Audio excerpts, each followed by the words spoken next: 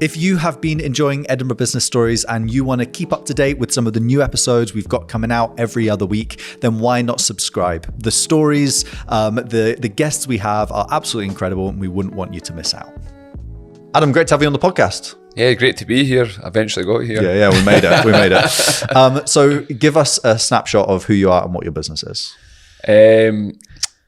My name's Adam Sinclair. I do self-storage and removals. I've got 5 different removal companies and a couple of different self-storage companies. And I live in just outside Edinburgh. I've got a wee small farm, and I'm originally from a wee village called Bannockburn in Stirling. Oh, from Stirling. Liam's from Stirling over there. He loves Stirling. Anyway, so let's go back. How did you end up in the removal game? Because I don't think you get those ears from moving boxes, moving pianos. Maybe you do. I don't know. Used to push them up the staircase with my ears. I still don't know. Somebody asked me that yesterday. How did you get to move? How did you get to that? And I said, I don't know. He said, you must know. You've like 5 different removal companies and all these trucks and vans. I said, I was playing down in England and I thought, that's quite a good business. I looked at it, I was moving around. I was in South Africa, then France, and then down in England. And I was moving, so I saw the removals and how they work. And I thought always thought it was quite a good business. And I always used to look at how much it cost or how much it was costing the club. And then worked out their wages and vehicle. And I thought that'd be quite a good business. So I went and bought a van with no removals experience. And and that's how I got going. Yeah. So tell us about rugby then. How did you end up in that? Was that just a schoolboy love and just chased it with your heart? Yeah. So like my full like rugby life was at Stirling as a kid at Minis. I went down there and then I got a scholarship to Loreto, and then I had a really good coach at Loreto who's South African, and his friend Jack Honeycomb, who's like the head of Western Province Academy, was on holiday. They saw me, they thought I was actually South Afrikaans. I think at school was 6'4" and they blonde hair, and then they said, you'd be quite suited, do you want to go to Western Province? I says, yeah, sure, where's that? And then it was in Stellenbosch in just outside Cape Town, and I really didn't know what to expect, so I got there and it's the best academy in the world. It produces the most Springboks. I was a big fish in a small pond here, and then whereas because there's not as many players and guys at that age, that size, when you go there, there's every one of you, there's 10 of them. So you quickly up your level, the way they train, their mentality. So I got there, South Africa, spent a year there. There's about 6-7 Springboks now are playing that was in the team. And then I was meant to stay for another year, and then I got signed to go to France, to Perpignan. There was a couple of teams interested. I thought it was all a joke at the time because I was playing under 20s and I was getting phone calls. These guys, and I was definitely the boys taking the mickey out of me, and I kept hanging up. And then some agents came to the hotel and they said, no, look, there's teams from here want to sign you. So I was like, now we're in a predicament. Do you stay at Western Province or do you go to France? So I said, right, spoke to my dad, and he says, right, Perpignan had won the top 14 the year before. So I then got my stuff, flew back to Scotland, and then flew over to France with 0 French. So, how much French have you got now? My French is actually quite good now. Okay. Yeah, je parle français très bien. So it's with a Bannockburn accent. So different. So, and then spent 4 years out there. It was great. So when's this about? 2000 when? That'd be 2000. I went over there in 2011 to South Africa, and then I was out in France till 2015. Okay. So it was great. I look back, from a young guy, 18. So that whole Bannockburn, which if you know I'm really proud to be from there and I love it. But then going from kind of Bannockburn being a bit of a chav and an Ed and doing all these things, and then going to Loretto, which is complete chalk and cheese, and chapel on a Monday and a Wednesday and a Friday with your first 15 tie and your tweed jacket. You couldn't be two more worlds apart, but it really did make me in terms of what I am today, and I get a real good scope of life from both sides, and can really make that's how you can speak to anybody, and it really did. And then all the opportunities I got, I wouldn't have got the opportunities I got if I hadn't went there. So I loved it. It was great. And already, just in terms of what you've said as well, Adam, there's a few things. So you talked about, let's go to Western Province. Where is it? Go to France, can't speak French. Buy a van, I had no removal experience. So there's almost that willingness to just bugger it. Let's go for it. Is there? Are you fearless in that regard? I wouldn't look at myself and go, "Oh, you're fearless," but I look at what I've done, and I've just thought maybe it is. Just go for it. You've got nothing to lose. When you've got nothing to lose, and why wouldn't you go for it? And then going into business and different things, it's been the same.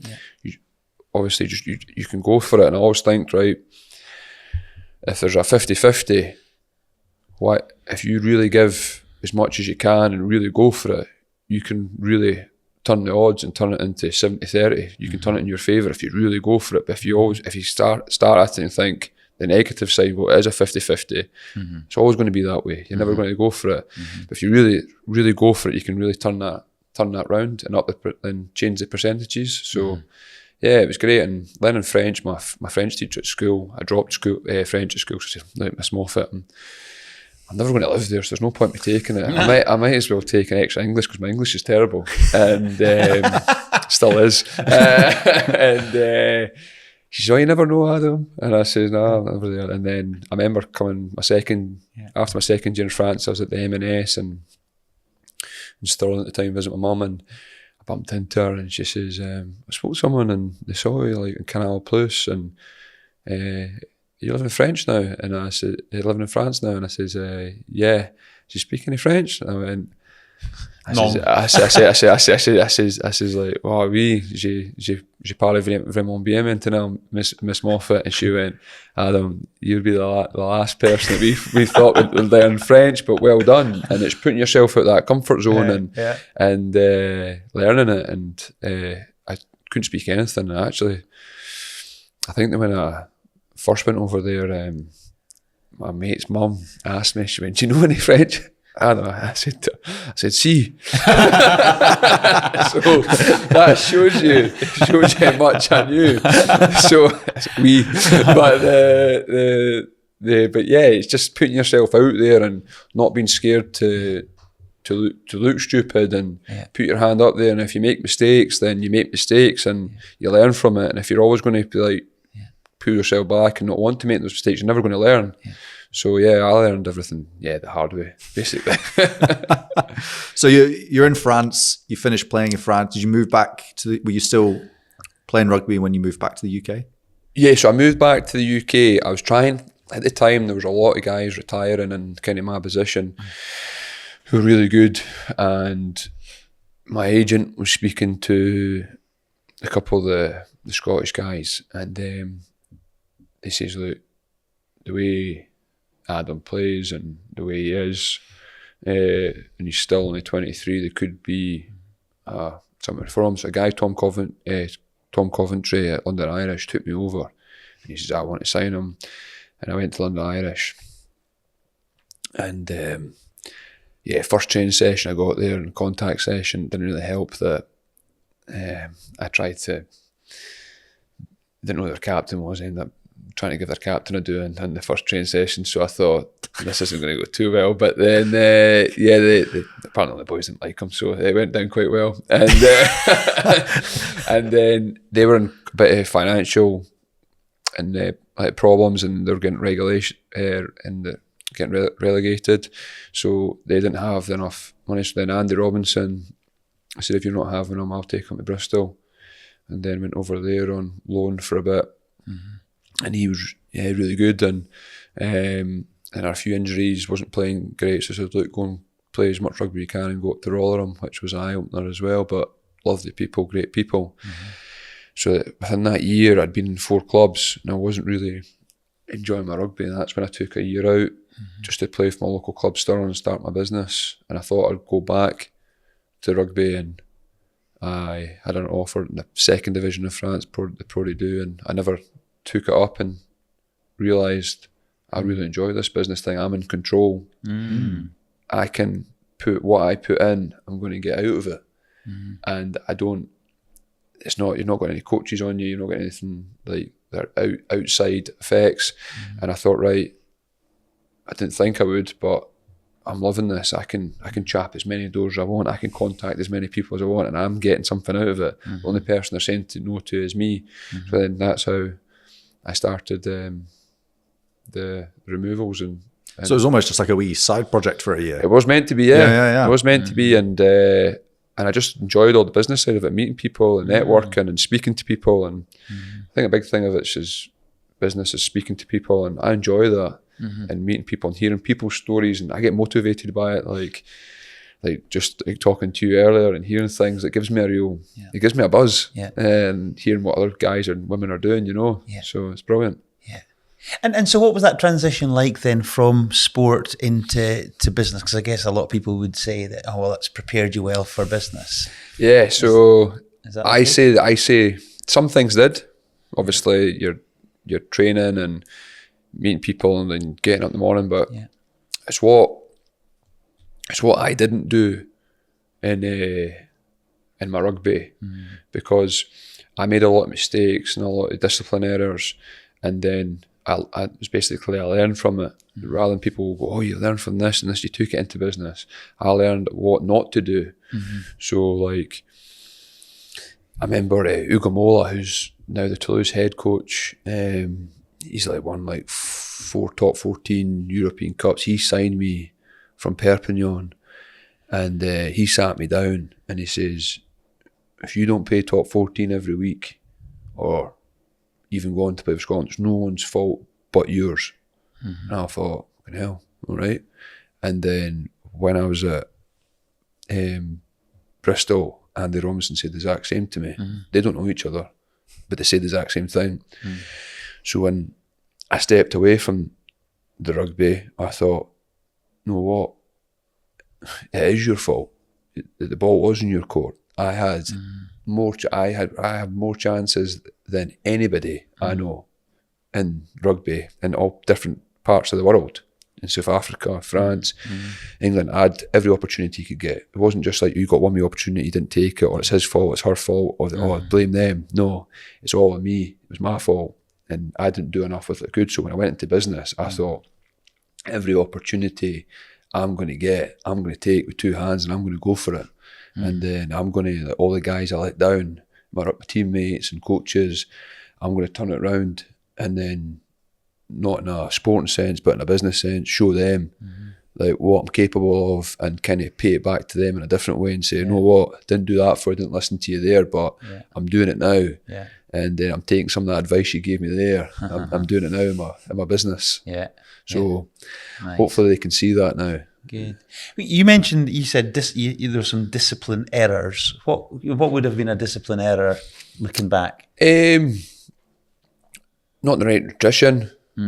Out too much at the weekends. Was quite one for getting a red card. Hothead. Yeah, real hothead. Like, I think I had I don't know anybody that's had more red cards than me, to be honest. But and the French loved it, to be honest. Yeah. You had grannies at 75 years old being like, très bien, on course, and I was kind of like, yeah. But going that side, you're letting your teammates down doing that. You're left with 14 men on the pitch, 1 man down. They've got to work harder, they've got to do more. Not doing the extra training where I should. Use always those extras, like in business, it's always the extra nights, the extra hours. That's the difference. It's, you're not working 9 to 5, you're working at night, 11, 10 and 12 at night, and getting up again at 6 and going again. Those bits I wasn't doing. So that's the difference between being a good professional sportsman and a good business business person. So that there's those, exactly. And so in business then, so just kind of continue the story. So you said you bought a van. Yeah. With no experience on removals. No. So yeah, take it from there. I went and bought a van. I had £20,000.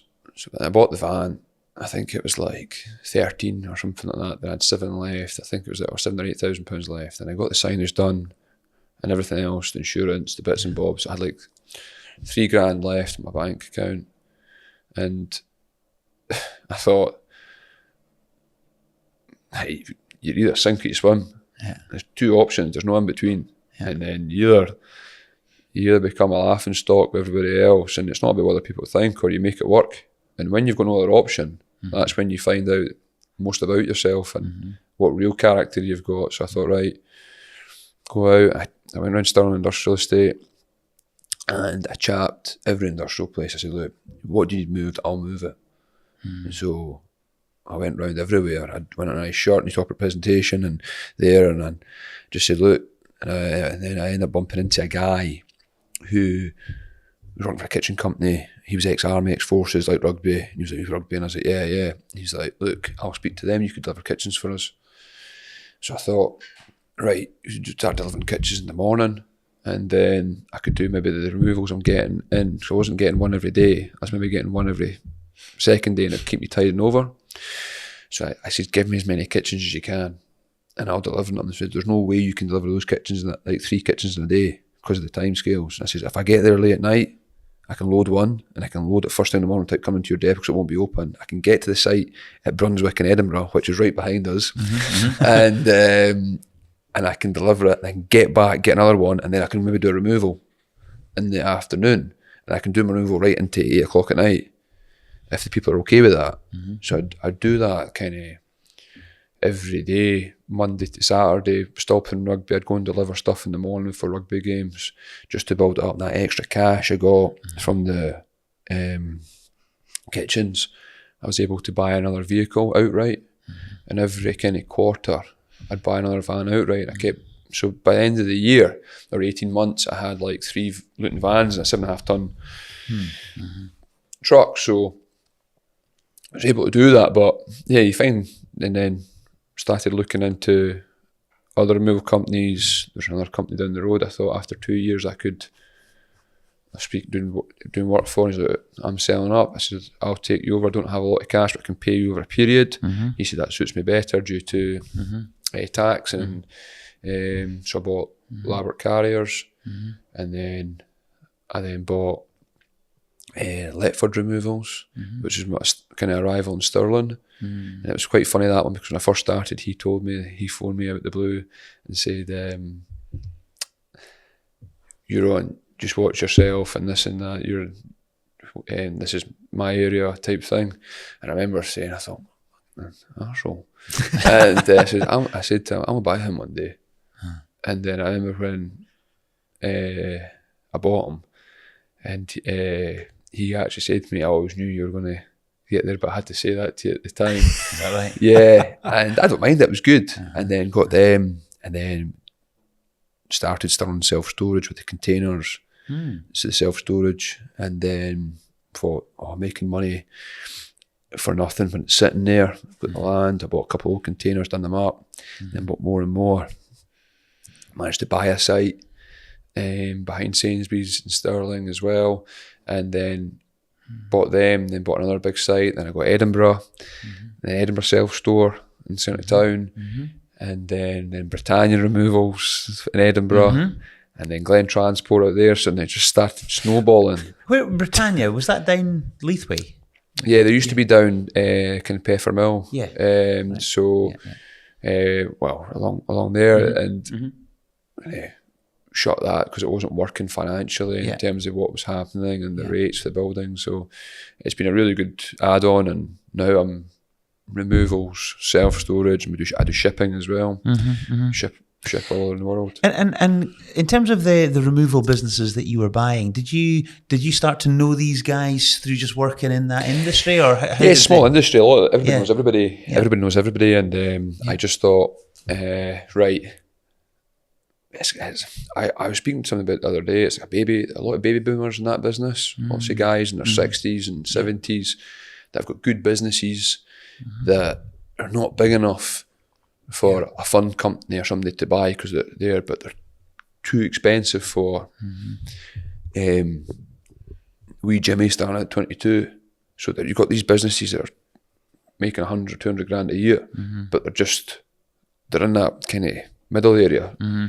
So I did deals with them, I've worked out how I could buy them, and then that's what I did, and then just kind of started buying up and using. I've got a strategy I use, and just built them in that way and there. But like going back to like how did you afford things, like stuff like that, and like I was doing everything. I was selling Christmas trees and all sorts to make extra money, because I knew the money. I wanted to do it organically, and I'd have guys running about in vans selling Christmas trees and doing whatnot. And the guys, if anybody's listening that sell Christmas trees, they'd probably tell me to shut up because it's a good business. So,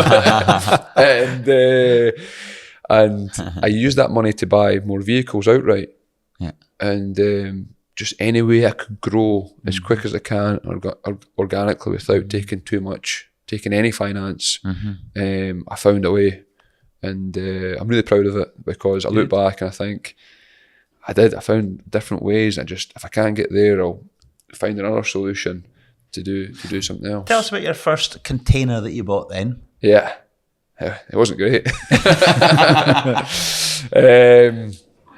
First container I bought, I put in my yard, and then I just put my materials in it and different things, and then I've kept that container. Actually, it's still in my yard. I've got all these brand new containers, and I've got this one. It's been painted about 10 times, but I keep it for sentimental reasons. But and it holds paints and different things in it. But and I thought this is a good way, and I love containers and going into it after. Like, I've got 600 for containers for storage now, outdoor containers, and I've got 600 indoor. And to think that I only had one banger container, it's cool, yeah. And what do you do? Do you then buy the land to put them on, or you lease it, or what's the? I buy the land, and one piece of land I own, I've got an option on. It's quite out of my budget at the minute, but it's got an option on it, and I've got first option. So the rest of everything I own, and I'm really lucky to own the land I do, because you're there, and you can then build it up, and I'm really pushing that self-storage side of it. I've got another removal company I'm going to buy at the minute, but I'm really going to push my self-storage. I've got some good sites that I've marked and I'm going to develop next year. Yeah. And how strategic has this been? Because it feels like now you're sort of in the rhythm of it, but at the beginning it's like, I saw him and I thought, like at what point did you realize like maybe I should have a strategy? I still don't really have a strategy. I went to the brasserie this morning instead of coming here, so there's my strategy.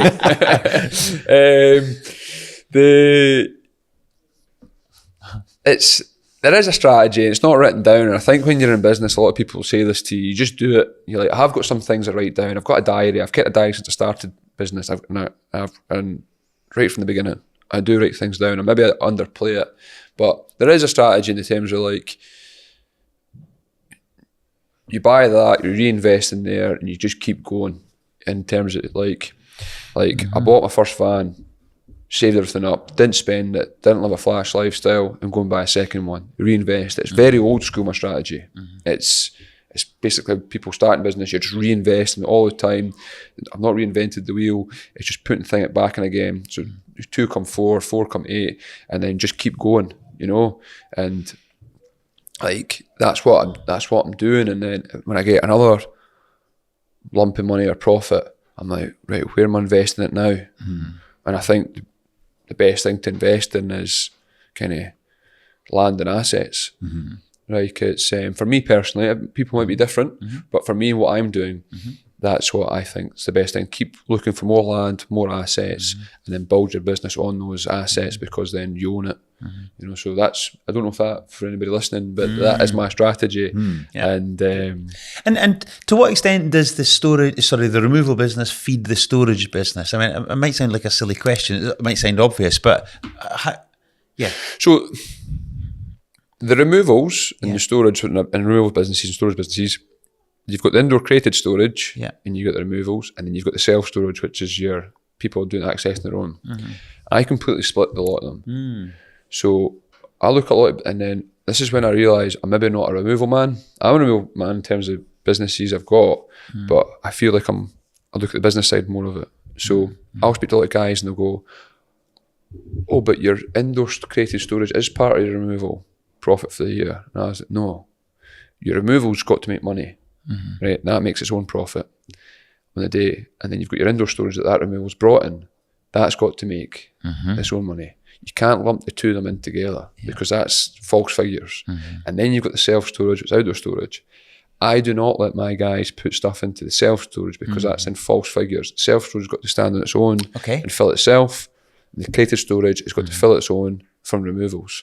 So that's, if you kind of understand that now, that's the way I do it. And I look at the figures and I split them out every week. I don't know, the removals made that much from physical removals, and the indoor storage is made that from the removals, and the self-storage is made its own. So they all get splitted out. Right. Okay. Because then I know who's doing what, and it's not false figures then on both of them. And how have you found going into existing businesses that have been running, 10, 20, 30 years? 50, one of them. Yeah, exactly. Going into those businesses with fresh ideas, new concepts, and how have the teams accepted you into that? And I'm sure there's a mixed, but it's quite a big ask. This young guy coming in thinking he's all that. Do you know what I mean? Like, what's the impression? What's the impression? What's their impression? Yeah. Oh, who's this wee prick? Big prick.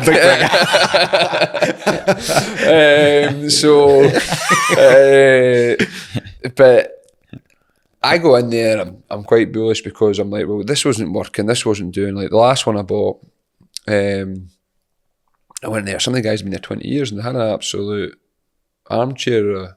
Like they haven't been doing anything. There was a dartboard in the warehouse. Shows you how much they were up to. I took the dartboard in front of them, put it in the bin. I said, we're here to work now, here to make money. If you want to keep your job and this business is not making money, the money it should do, because the storage is making money, but the actual removals is not making money. What you're doing each day is not making money. One of the guys, what did he say to me? I'll shut this warehouse and there'll be no removals today, blah, blah. And I looked at him and I says, how quick can you run? I went, I can run fast enough, how? I says, we'll start running. And I chased him right up the industrial estate, and that's the last time I saw him.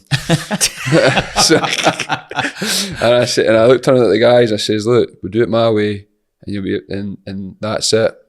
And we'll run the business properly. I'll look after you if you look after me, and I'll be there for everything that you need. And a couple of those guys are stuck with me and they love it and enjoy it. And they realise we've got to run a business here, okay? And it's making money now. And for the first time in probably 10 years, the actual removal side of that business is making money now. And I know that sounds a bit there, but you've got to have an order. You can't be saying, I'm going to do it. And that's what they obviously had been doing before, making decisions and deciding what they were going to do, but it didn't work. And I've got everybody in. I know I'm only 31, but I'm quite old school in the way I look at things. I think, like, look, you turn up every day, you do the best you can, and I'll do the best I can for you. But if you're not, then see you later. That's not what I was expecting you to say, which is funny because I think a lot of the time people come into business and they especially smaller businesses that have been going a long time, and they want to come in and say, right, guys, how are we doing? And it's like a little bit pat on the back and a little bit, right, oh, this is great. Okay, we're going to tweak a few things. And, the girls in the office have been doing great and they've been running that. But actually it's not that at all. It's like, it's quite, I respect it. I mean, a lot of people wouldn't like that approach as well. Well, I'm here to keep you in a job. Yeah. I'm here to look after you. Like I tell my guys, like people talk about, I'm a bit young for it, but like job for life. Right? If you look after me, you've got a job for life. One of the guys said to me the other day, he's 48, my back's there and I don't know what to do, Adam. Like, I can't do this forever for the removals. I says, you've got a job for life with me, Alan. And he's like, what do you mean? He says, I'll find a job for you. I'm buying more sites. I need a site guy to come round and look everything after for me, touching things up. I'll give you a work van. You can go to Glasgow for me, do different bits and make sure my sites are maintained properly. Or another lad, I put them through their lorry licenses, their forklifts. I said, you look after me and I'll look after you, but like we do it properly. And but there's none of this kind of like, watch my language here, haven't I? But well, you haven't so far. Say it your way, mate. No fanning about, but and we do it like that's the way I look at it and I do it. And it's spade a spade with me. It's like I wouldn't say something to your face if I didn't mean it, and then I wouldn't say anything behind your back. If I've got something to say, I'll say it to you, and that's the end of it. And I'll always shake your hand with that's the end of it.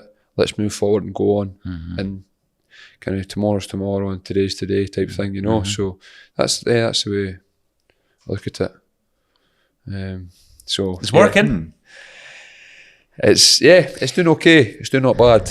Not bad. You can always do better, and I'm always looking at how things can be better. So, but yeah, like I'm up for advice on how to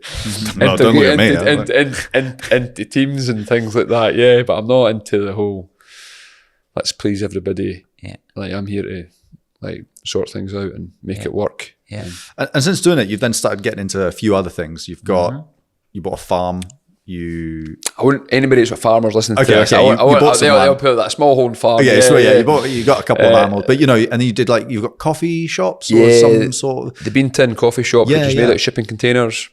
I did it originally for my local rugby club back in Stirling, but they unfortunately had financial issues, and the day before they had to pull out. But I'd bought all the materials, the containers, done everything that was in. So I was kind of lumped with it. He says, look, we can't do this. I'm sorry, Adam. I says, right, two options here. I sell the materials back and get half my money back because I wasn't going to get all what it was worth, or I go for it myself. And I thought, I'm just going to go for it.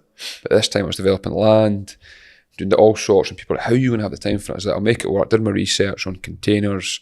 I already knew about containers, but in terms of coffee shops, good coffee, good machines. Got an Orthodox coffee in from Ross, who's got really good coffee, got them in. I bought the best machines because I spoke to the people that need to do it. I thought, how can we make the container cool? Put a big glass end of it on it, recycled, got painted all the bikes pink, even like the barrels in the middle of inside the storage, inside the containers where you sit, they're all painted flamingo pink with flamingos on them. I had no idea I like flamingos, but there we go. I think when you look at flamingos, you just smile. So I thought, it's just I know, but you do. That's the extent of your interior design experience. That's my interior design. You look at a flamingo and everybody just smiles. They see a flamingo, the first thing you do is you smile. So I said, well, we'll do the flamingo pinks. And then people are like, what's the flamingos? I don't know, just looks good. And we'll put everything flamingo pink. There's trumpets on the wall that are flamingo pink. And a real good success in its first year. And it's been on Visit Scotland 3 times. It's been a lot of bloggers have put it on their blogs on top 5 coffee stops, pit stops to go on when you're travelling in Scotland.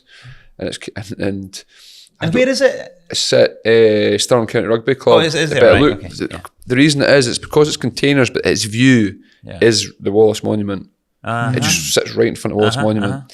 And do bacon rolls and coffee, and they are the best bacon rolls you'll get, because I copied the Shoom's tasting board.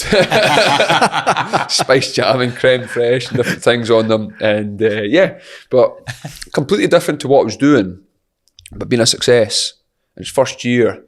I don't want to talk too much about figures because it's not alienate anybody on money, and business for everybody, but I turned over 139,000 and made 45,000 pounds net profit. And for any business, because I've been in business, that's great in its first year. Yeah. And I had like world champion cyclists down there, and I was telling a good story about that. But they all came down because it was in Stirling. I don't know, are you guys into cycling? I'm not, you wouldn't believe it. I've got a bike and all the cycling gear. Got no idea though, but all the Rafa tops and stuff like that, skin tight. But they were down, and there's a guy down there, a Belgium guy, and he was with his family, and I was chatting to him. I was making sure everybody felt right. I was seeing the guy running at the time, and I said, "You enjoying yourself?" Yeah. You like cycling? Yeah, we were here for the championship. So I was like showing him my bike, and I've just bought this new Giant. It's got electric gear changers, and I've got the Rafa pink top on, and the wee hat, and the skin tight, and he was like, "Oh, that's good." And then the guy working for me, Ryan, was like, "Yeah, Adam, can you come over?" I was like, "I'm speaking to this guy. He's on holiday," and he's like, "No, come over." And he showed me on his phone, and he was like, "See that guy there?" I was like, "Who's that?" He's got 4.5 million followers. He was like, "That guy there is the guy you're talking to." Like, "Who's that?" He's like, "That is the world champion cyclist." Is it really? And I was like,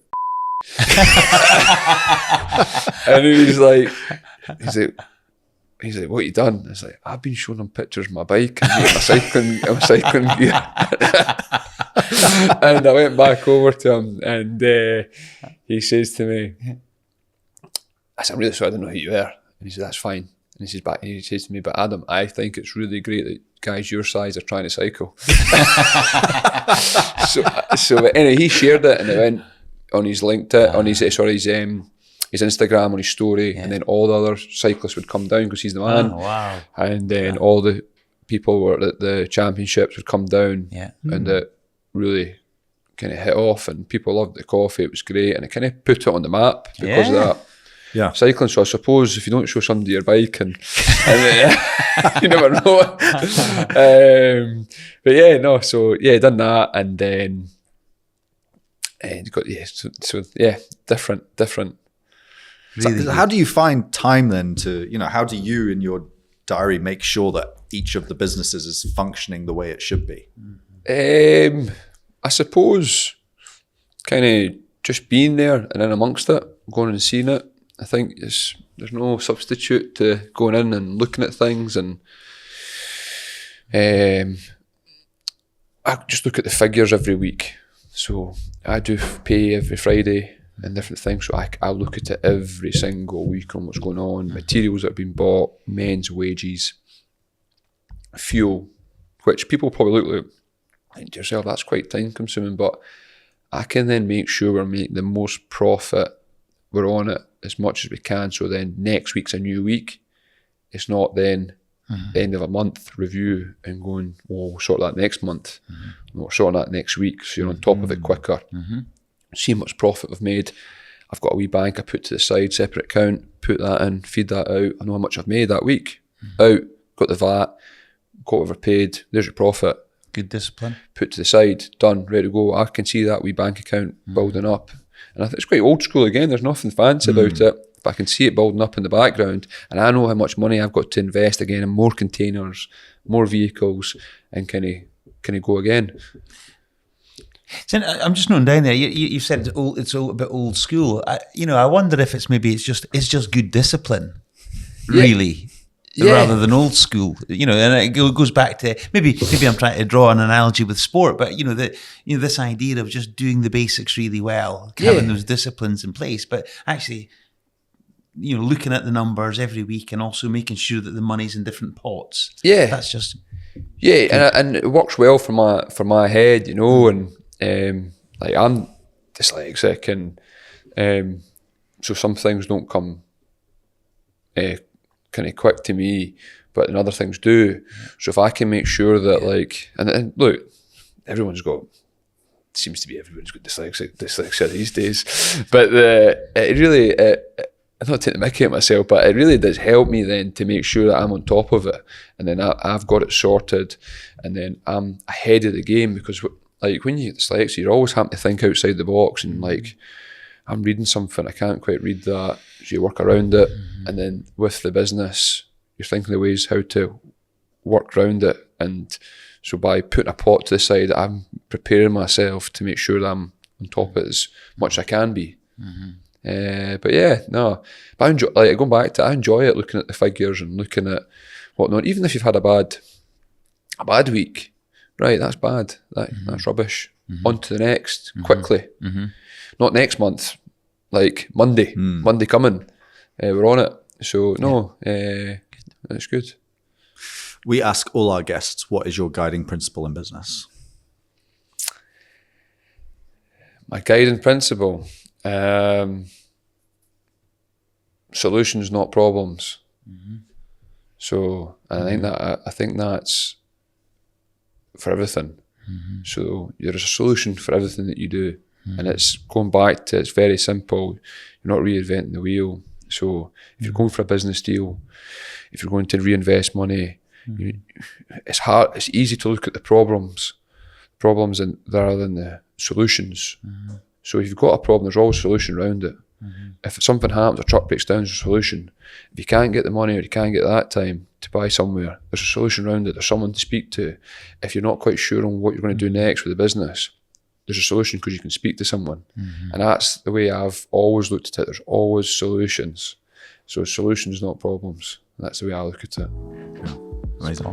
Adam, thank you so much for coming on, sharing your story, and we wish you all the luck in the future. Yeah, no, thanks very much for having me, and I really enjoy speaking to you guys as well, and yeah, it's really motivating for me and watching what you guys do in your podcast, and thank you very much. Great, you're doing great. Cheers, mate. Thanks.